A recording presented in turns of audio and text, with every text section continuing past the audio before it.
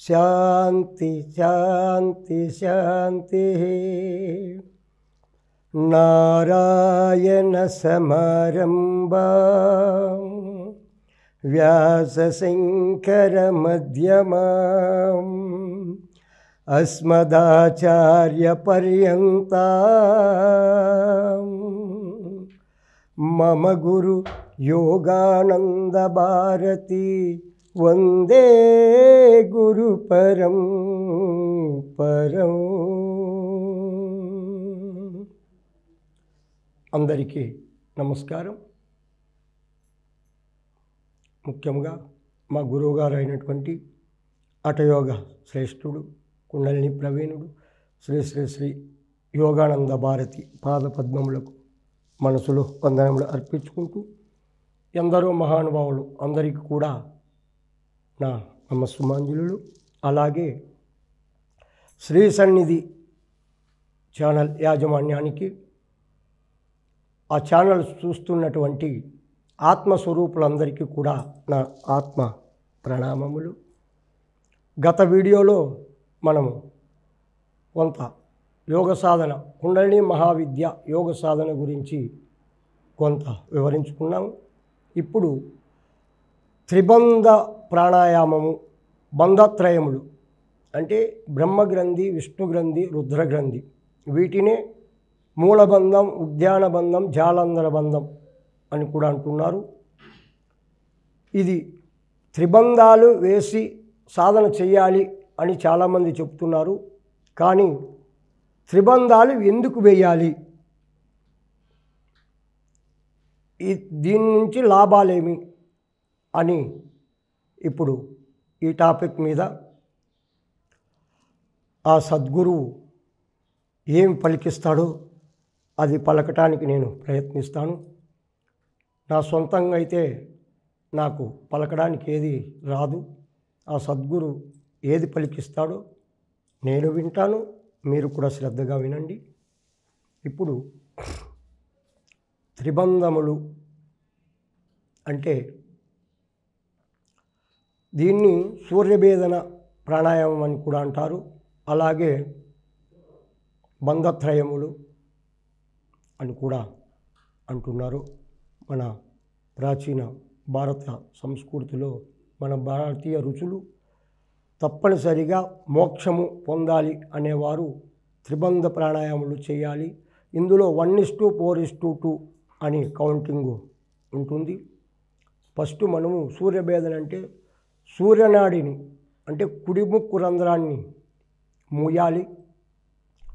మూసి శ్వాసను మనం కౌంటింగ్తో తీసుకొని 1:4:2 అంటే ఇప్పుడు ఒక సంఖ్యతో కానీ ఒక మంత్రంతో కానీ ఒక్క మంత్రము తీసుకుంటూ 2 ముక్కు రంధ్రాలు ఆఫ్ చేయాలి.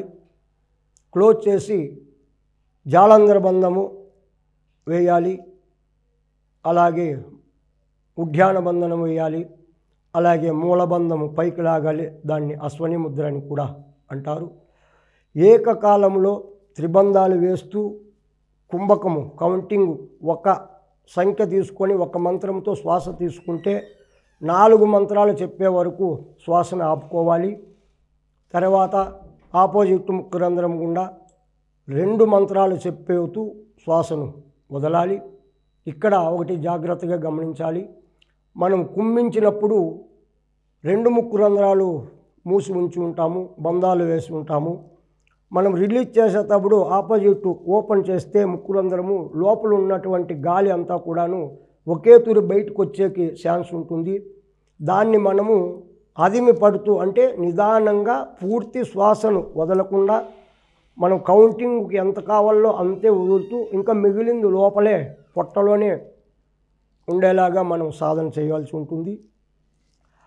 ఇప్పుడు ఇలా ఎందుకు చేయాలి, దీని నుంచి ప్రయోజనం ఏమి అంటే, ఇప్పుడు ఈ బంధాలు కూడా ఎందుకు వేయాలి అనే దాని గురించి మనం ఇప్పుడు ఇంకా కొంత అందరికీ అర్థమయ్యేలాగా వివరించుకుందాము. ఇప్పుడు మూలాధార చక్రము, స్వాధిష్టాన చక్రము, ఆ రెండు చక్రాలకు పైన ఒక చిక్కుముడి ఉంటుందన్నమాట. మూలబంధము ఎప్పుడు వేస్తామో అప్పుడు అక్కడ ఉన్నటువంటి చిక్కుముడి విడుదలవుతుంది. అలాగే మణిపూరక చక్రము, అనాహత చక్రము, ఆ రెండు చక్రాలకు పైన కూడా ఒక ముడి చిక్కుముడి ఉంటుందన్నమాట. ఉద్యాన బంధం ఎప్పుడు వేస్తామో అప్పుడు ఆ చిక్కుముడి కూడా విడుదలవుతుంది. అలాగే విశుద్ధి చక్రం, ఆజ్ఞా చక్రం, ఆ రెండు చక్రాలకు పైన కూడా ఒక చిక్కుముడి ఉంటుంది. జాలంధర బంధం ఎప్పుడు వేస్తామో అప్పుడు ఆ పైన ఉన్నటువంటి ఆ చిక్కుముడి కూడా విడుదలవుతుంది.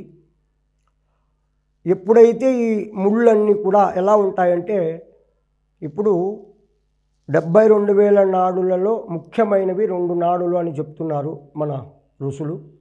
అందులో ఇంకా ముఖ్యమైనదంటే మోక్ష మార్గము వెళ్ళడానికి మోక్షద్వారము, ముక్తి ద్వారము, సుషుమ్న, వజ్రనాడి, చిత్తనాడి, బ్రహ్మనాడి, అమృతనాడి అన్నీ కూడా దానికి చెప్పారు.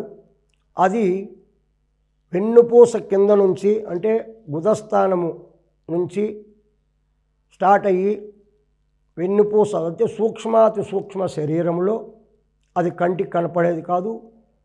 వెన్నుపూస నుండి తెల్లటి నరములో ఎంటిక సహస్రారం, ఒక్క ఎంటిక 1000 భాగాలు చేస్తే ఎంత సన్నగా ఉంటుందో అంత సన్నటి రంధ్రంలో వెన్నెముక నుండి మూలాధారం నుండి వ్యాపించి వెన్నెముకకు అంటు పెట్టుకొని తల మీద నుండి ఇలా భ్రూమధ్యం కింద ముక్కు మధ్య భాగం వరకు ఉండేది సుషుమ్న అంటున్నారు.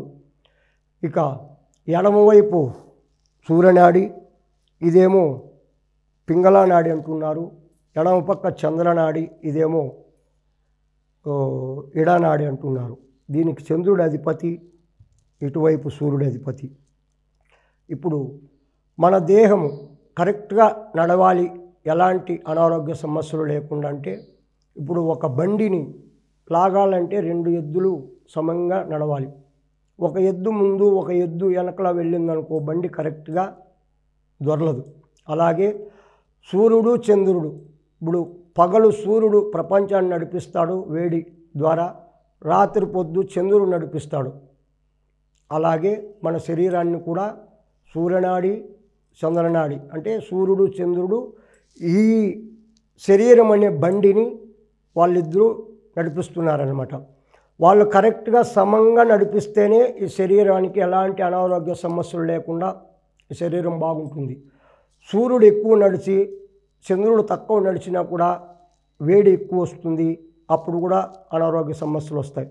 అలాగే చంద్రుడు ఎక్కువ నడిచి సూర్యుడు తక్కువ నడిచాడనుకో అప్పుడు కూడా అనారోగ్య సమస్యలు వస్తాయి. కాబట్టి సూర్యచంద్రుడు బ్యాలెన్స్గా నడిస్తేనే మన శరీరము బాగుంటుంది. కాబట్టి ఇప్పుడు చంద్రనాడి నడిచేటప్పుడు చంద్రునికి అధిపతి చంద్రనాడికి అధిపతి చంద్రుడు. చంద్రుడు మనసుకు కారకుడు. చంద్రనాడి ఎక్కువ నడిస్తే మనసు ఆలోచనలు ఎక్కువ వస్తాయి, ఎందుకంటే చంద్రుడు అధిపతి కాబట్టి. చంద్రనాడి నుండి సూర్యనాడికి షిఫ్ట్ అయ్యేటప్పుడు సుషుమ్న యాక్టివేట్లో ఉంటుంది, సుషుమ్న యాక్టివేట్లో ఉంటుందన్నమాట.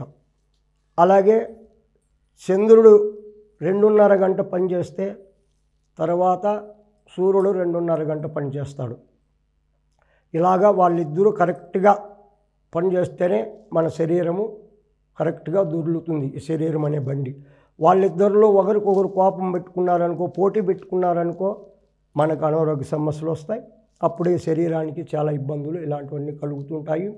దీన్ని యోగ సాధనలో ఈ రెండింటిని బ్యాలెన్స్గా నడిపించుకునే టెక్నిక్కు యోగ సాధనలో మన పూర్వం ఋషులు అందించారు. కాబట్టి అందరూ కూడా ఈ సాధన చేసి అనారోగ్య సమస్యల నుండి విముక్తి పొందుతారని ఆశిస్తున్నాను. తర్వాత ఎప్పుడైతే మనము ఆ చిక్కుముడులు అనే గ్రంథభేదనలు చేసి అవి తొలగించుకుంటామో అప్పుడు ప్రాణశక్తి సుషుమ్నాలో వెళ్ళి షట్చక్రాలు దాటుతూ సహస్రారానికి వెళుతుంది. అది ఎలా వెళుతుంది అనేది ఇప్పుడు తెలుసుకుందాము. మామూలుగా తీసుకునే వాయువును అంటే ఊపిరిని ప్రాణము అన్నారు. తర్వాత లోపలికి వెళ్ళి అది 5 రకాలుగా మారుతుంది. ప్రాణ, అపాన, వ్యాన, ఉదాన, సమాన. మళ్ళీ దానికి 5 ఉప ప్రాణాలు అన్నారు. కూర్మ, దేవదత్త, ధనుంజయ, నాగ ఇలా 5 చెప్పారు. ఒక్క ప్రాణవాయువు లోనికి వెళ్ళిన తర్వాత అన్ని రకాలుగా విభజన చెందుతుందన్నమాట. అప్పుడు ప్రాణశక్తి లోపలికి వెళ్ళిన తర్వాత అపాన వాయువు అనేది లోపల ఉన్నటువంటి కల్మసాన్ని అంతా బయటికి తీసేయడానికి అపాన వాయువు ద్వారా గుదస్థానం నుండి బయటికి వెళుతుంది. దీన్ని భగవద్గీతలో కృష్ణ పరమాత్మ ఏం చెప్పాడంటే, అపానే జిహ్వతే ప్రాణం ప్రాణాప్రాణ సదాపర ప్రాణాప్రాణ గతిరుద్వా ప్రాణాయామ పరాయణ అన్నాడు. మనము కిందికి వెళ్ళే అపానవాయువు జలతత్వము, పైకి వెళ్ళే ప్రాణవాయువు అగ్నితత్వం. ఇప్పుడు అగ్ని మనము కింద కానీ పైన కానీ ఎక్కడ వెలిగించినా కూడా పైకే చూస్తుందన్నమాట. అదే నీరు మనము పైన కానీ కింద కానీ ఎక్కడ పోసినా కిందికే వెళుతుంది. అందుకే కిందికి వెళ్ళే అపానవాయువును పైకి వెళ్ళే ప్రాణవాయువును రెండింటిని కూడా ఒక్కటి చేసి అప్పుడు అలా సాధన చేయమని మన భగవద్గీతలో ఆ శ్లోకం ద్వారా మనకు అర్థమవుతుంది. కాబట్టి ఈ రెండు ఒకటి కావాలి. సుషుమ్నాలో ప్రాణవాయువు వెళ్ళాలి అంటే ఇప్పుడు మనము ప్రాణవాయువు సహజంగా ప్రాణవాయువు తీసుకుంటున్నాము. తీసుకొని మనము అలాగా ఉంటే తర్వాత అది ముక్కు రంధ్రాల గుండా బయటకు వచ్చేస్తుందన్నమాట. కాబట్టి ఒకవేళ మనం అలాగే తీసుకొని ముక్కులు మాత్రమే క్లోజ్ చేసామనుకోండి, అపాన వాయువు ద్వారా గుదస్థానం నుండి బయటకు వెళ్ళిపోతుంది. అందుకని అలా వెళ్ళకూడదు అన్నప్పుడు మనం ఏం చేయాలంటే ఈ త్రిబంధ ప్రాణాయామాలు 1:4 ఇందాక మనం చెప్పుకున్నట్లు శ్వాసను తీసుకోవాలి. తీసుకొని 2 ముక్కు రంధ్రాలు కూడా క్లోజ్ చేయాలి. అప్పుడేమవుతుందంటే 2 ముక్కు రంధ్రాలు మనం క్లోజ్ చేసినప్పుడు జాలంధర బంధం వేస్తాం. అంటే గడ్డమును ఇక్కడ ఈ గొంతు కింద ఒక బక్కలాగా ఉంటుంది కదా, అక్కడ తగిలించాలన్నమాట. అలా ఉన్నప్పుడు ఇక గాలి ముందరికి వచ్చే అవకాశం ఉండదు. అలాగే ఉంటిమి అనుకో గుదస్థానం నుండి వెళ్ళిపోతుంది. అలా పోకుండా జాలంధర బంధం వేసి కుంభకము, అప్పుడు గాలి వదలకూడదు, విడవకూడదు, తీసుకోకూడదు. అలా జాలంధర బంధం వేసిన తర్వాత ఉద్యాన బంధం అంటే పొట్టను ఎనిక్కి లాగాలి, నాభిస్థానాన్ని ఎనిక్కి లాగాలి. లాగి మూల బంధం అనేది ఉంటుంది గుదస్థానము, దాన్ని అశ్విని ముద్ర అని కూడా అంటారు. దాన్ని పైకి మనము ఎప్పుడైతే లాగి ఇక్కడ జాలంధర బంధంతో ఈ కంఠం క్లోజ్ చేశాము, ముక్కులేమో మూసి ఉంచాము, పొట్టని ఎనిక్కి లాగాము, గుదస్థానాన్ని పైకి లాగాము. అప్పుడు ఇక కిందికి వెళ్ళదు, అలాగని ముందరికి రాదు. అప్పుడు ఆ శ్వాస ఎంతసేపు పడతాం, కుంభకము ఉండలేము, లోపల శ్వాస ఉండలేదు, ఎటు తిరిగి అది బయటికి వచ్చేయాలి. అప్పుడు బయటికి రావాలంటే దానికి తెలిసినటువంటి మార్గాలు 2, ఇడ లేక పింగళ, ఇటే రావాలి. అటు వచ్చేకి మనం ఏం చేసాము, ముక్కు రంధ్రాలు లాక్ చేసాము, ఇక్కడ జాలంధర బంధం వేసాము. లేదంటే అపాన వాయువు ద్వారా కిందికి పోవాలి. కిందికి పోకుండా మనం ఏం చేసాము, గుదస్థానాన్ని పైకి లాగి మూలబంధం వేసి ఉంచామన్నమాట. త్రిబంధాలు వేసాం.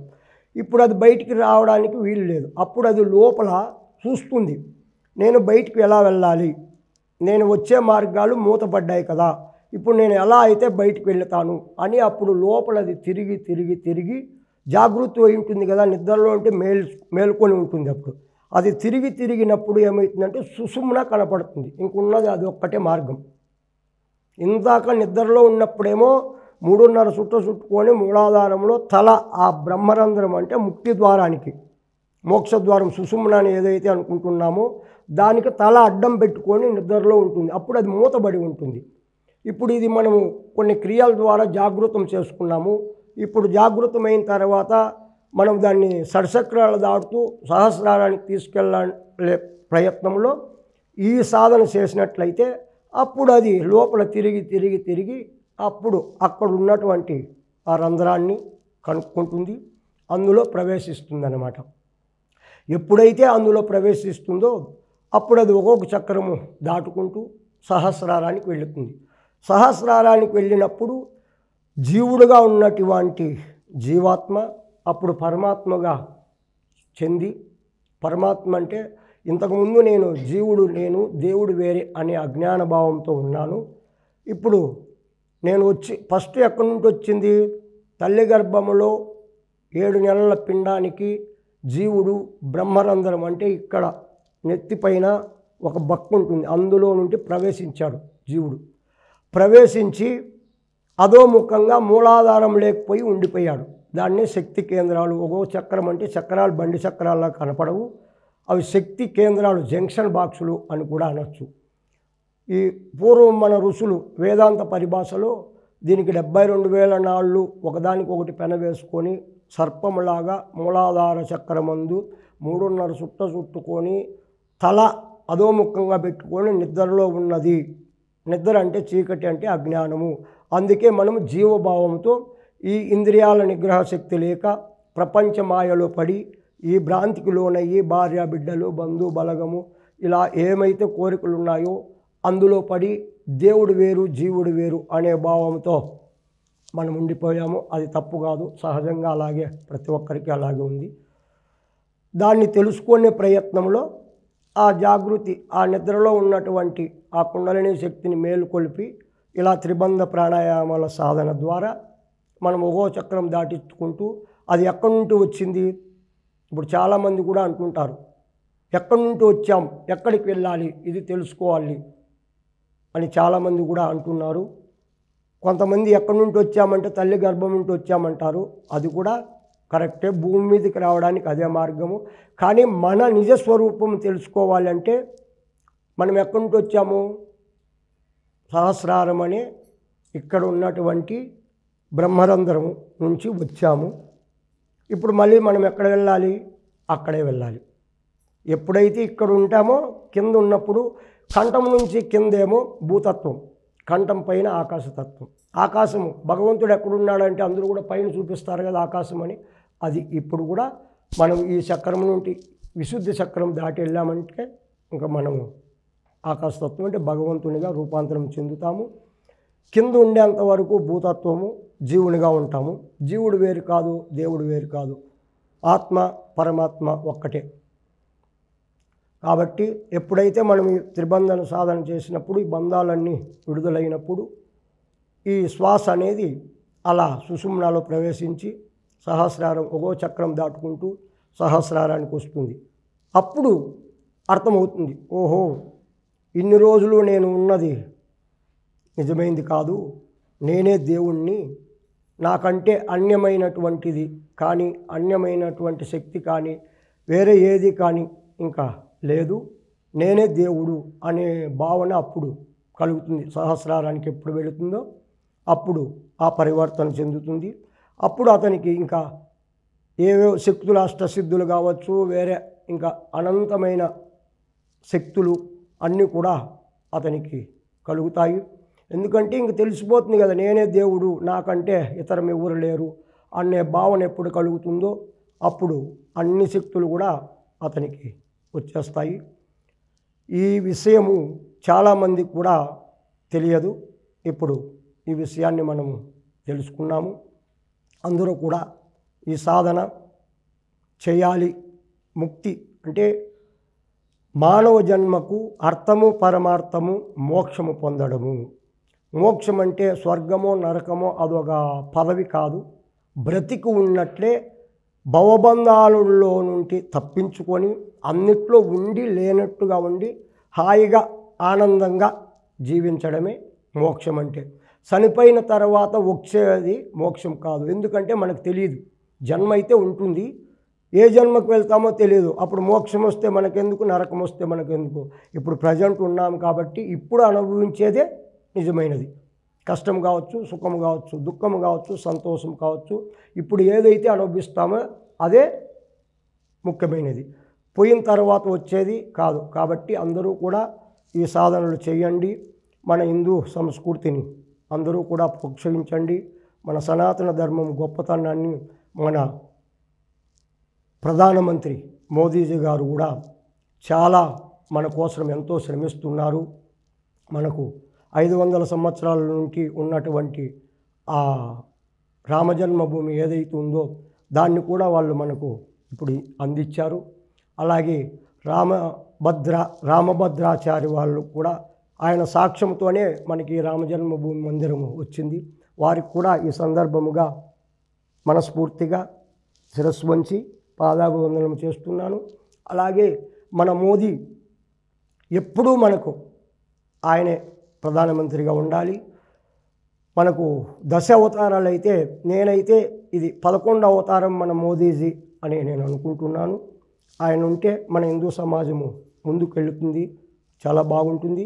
అందరూ కూడా ఆయన్ను ప్రోత్సహించండి. మంచిని ఎప్పుడు మనం ప్రోత్సహించాలి.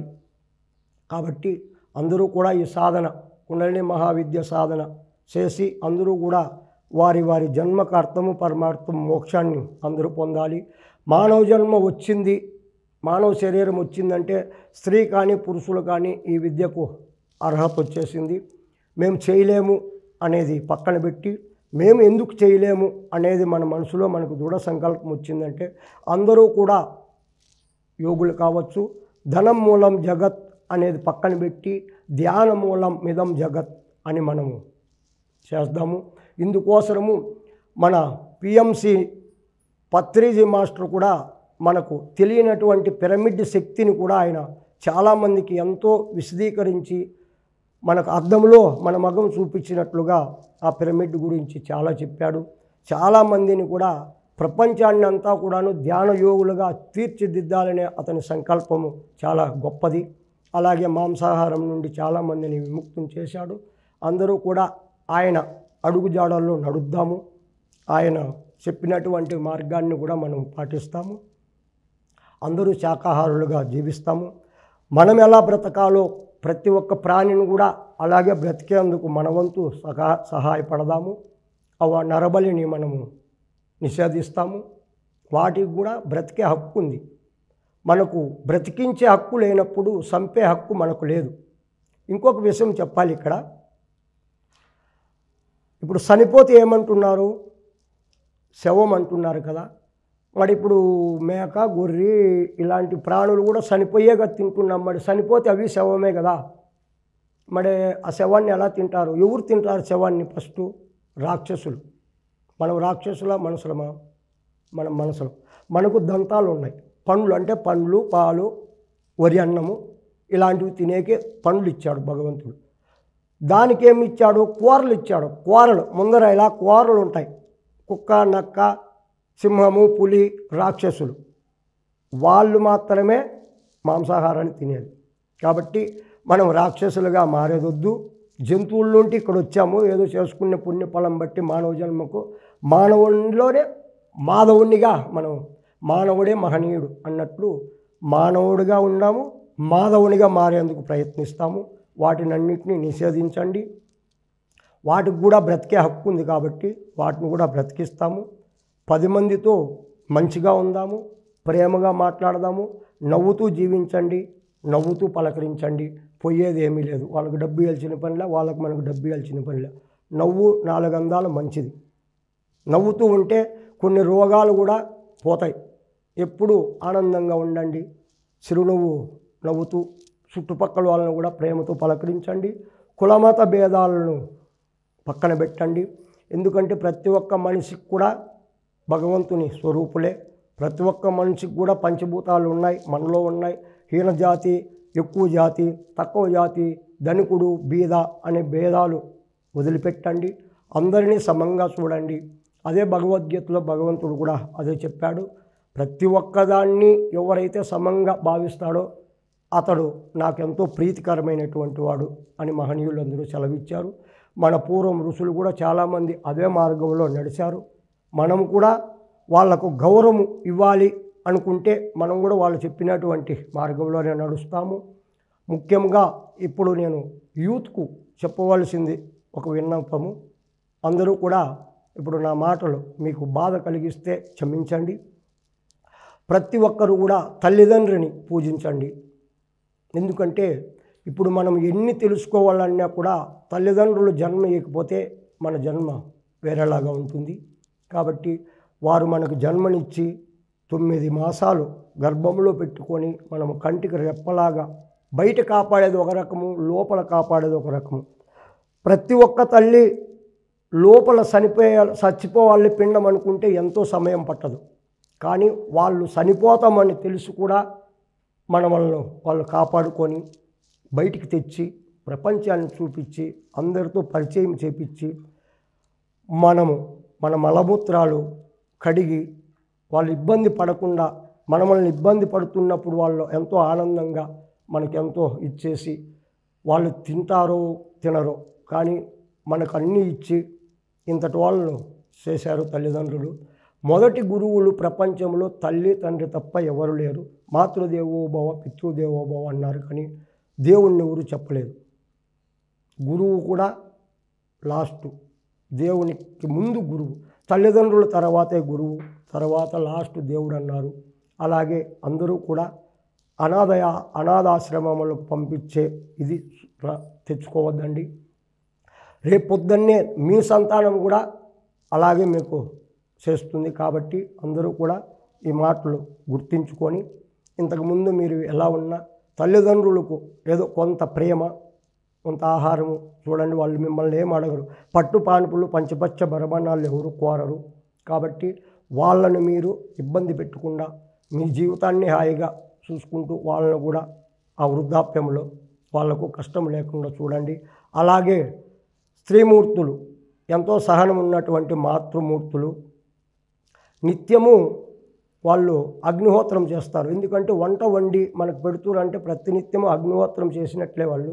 కాబట్టి వంట ఏదైతే మనకు భగవంతుడు ఇచ్చింటాడో దాన్ని మనం వండేటప్పుడు ఒక ప్రసాదం లేగా ఒక భక్తితో వండినట్లయితే అది తిన్నటువంటి వారు మనం కావచ్చు, ఎవరన్నా వచ్చిన అతిథులు కావచ్చు, అనారోగ్య సమస్యలు లేకుండా మంచి భావనలతో ఆహారం తిన్న వాళ్ళకు ఏ పదార్థం తింటారో ఆ పదార్థము భావనలు మనసు మీద పడతాయి. కాబట్టి అలాగా వంట వండే వాళ్ళు కూడా తల్లిగారు భక్తితో భావంతో వండండి. భగవంతుడి నామస్మరణతో వండినట్లయితే అది ప్రసాదంగా మారుతుంది. ఆ ప్రసాదాన్ని తిన్నట్లయితే ఎలాంటి అనారోగ్య సమస్యలు లేకుండా జీర్ణశక్తి వ్యవస్థ బాగుండి, ఎందుకంటే నాభిలో జఠరాగ్ని ఉంటుంది. జఠరాగ్ని అంటే విష్ణుమూర్తి, పోషణకర్త ఎవరు అంటే విష్ణుమూర్తి. ఆయన చెప్పాడు భగవద్గీతలో, మీరు తినేటువంటి 4 రకాలైనటువంటి ఆహారాన్ని జటాగ్ని రూపంలో ఉండి నేను పచనం అంటే జీర్ణం చేస్తాను అని చెప్పాడు. మరి ఆయన మనలో ఉన్నాడు కాబట్టి, ఆయనే కాదు చాలామంది దేవుళ్ళు మనలోనే ఉన్నారు. వాళ్ళకు కూడా ఇబ్బంది కలగకూడదు. చెయ్యి ఉంది, నోరు ఉంది, ఏది వేసినా లోనికి వెళుతుంది. అలా వేస్తే అనారోగ్యాలు వస్తాయి కానీ ఆరోగ్యం రాదు. కాబట్టి ఏం తినాలి, ఏం తినకూడదు దాన్ని తెలుసుకొని పెద్దల దగ్గర వివరంగా ఏం తింటే బాగుంటుంది, ఏం తినకూడదు అని కూడా తెలుసుకొని మీరు ఆహార నియమాలు పాటిస్తూ నిత్యము ప్రాణాయామ సాధన, ధ్యానము, తల్లిదండ్రుల మాట వింటూ, భర్తను భార్యలు గౌరవిస్తూ, పతియే ప్రత్యక్ష దైవం అన్నారు. స్త్రీమూర్తులు ఎంతో సహనంతో ఉన్నటువంటి వారు. భూదేవి శ్రీమూర్తి. మనము నిత్య జీవితంలో లక్ష్మి బతకాలంటే డబ్బు కావాలి, స్త్రీమూర్తి. చదువు రావాలి, 4 మాటలు చెప్పాలంటే సరస్వతి. నీరు జీవనోధారం గంగాదేవి. ఇలా అన్నీ చెప్పుకుంటూ పోతే స్త్రీకే ఎక్కువ ప్రాధాన్యత ఉంది. కాబట్టి భర్తను గౌరవించే సంప్రదాయం మంది, అలాగే భార్యను గౌరవించే సంప్రదాయం కూడా భర్తలకు ఉంటుంది. అందరూ కూడా ఒకరినొకరు గౌరవించుకుంటూ పిల్లలు అందరూ హాయిగా ఉన్నట్లయితే ఎలాంటి అనారోగ్య సమస్యలు ఉండవు, ఎలాంటి ఇబ్బందులు ఉండవు. అందరి జీవితాలు కూడా సుఖమయంగా సాగుతాయి. అలాగే నిత్యము మనకు భగవంతుడు ఎన్నో ఇచ్చాడు, ప్రకృతి ఎంతో ఇచ్చింది, పంచభూతాలు ఎన్నో ఇచ్చాయి. వాటికి కూడా ఒక కృతజ్ఞతా భావంతో అందరూ కూడా అన్నిటినీ మననం చేసుకోండి. సదా ధ్యానము, ప్రాణాయామము, భగవంతుని నామము, జపము, కీర్తనలు, భజనలు ఇలాంటివి మంచి గ్రంథ పఠనాలు పారాయణలు నిత్యము చేసుకోండి. 24 గంటలు మన జీవితానికి ఉపయోగించుకోవద్దండి.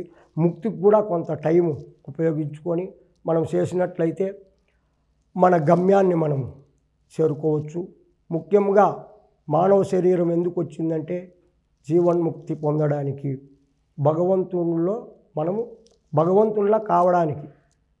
జీవుడే దేవుడు, తెలుసుకుంటే దేవుడు, తెలియకపోతే జీవుడు. కాబట్టి అందరూ కూడా ఈ ఆధ్యాత్మిక విషయాలలో ఈ చింతన చేస్తూ అందరూ మంచిగా ఉందాము. అందరినీ మంచిగానే ఉండమని చెప్తాము. లోకా సమస్త సుఖినో భవంతు. మమ గురు యోగానంద భారతి పాదపద్మములకు నమస్కరిస్తూ వచ్చే వీడియోలో ఇంకా కొంత ఆధ్యాత్మిక విషయాల గురించి చర్చించుకుందాము. అందరూ బాగుండాలి, అందులో నేను ఉండాలి. హరి ఓం.